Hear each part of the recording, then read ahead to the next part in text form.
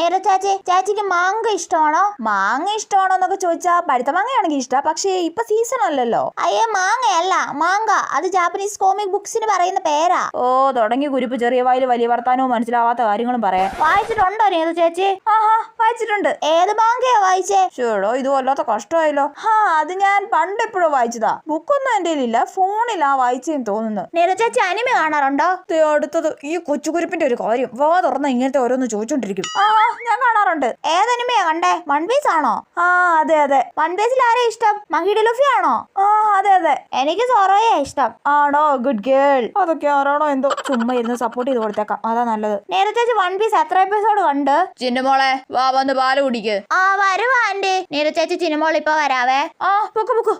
രക്ഷപ്പെട്ടു. എന്നാൽ ഇവൾ ഇതൊക്കെ എവിടെ നിന്നാണോ പോയി പഠിക്കുന്നത്? മാങ്ങയും തേങ്ങയും. എന്റെ പൊന്നോ, കുറച്ചു സമയം ഇതിന്റെ അടുത്ത് ഇരുന്നാൽ തന്നെ തലേന്ന് കിളി പോകും.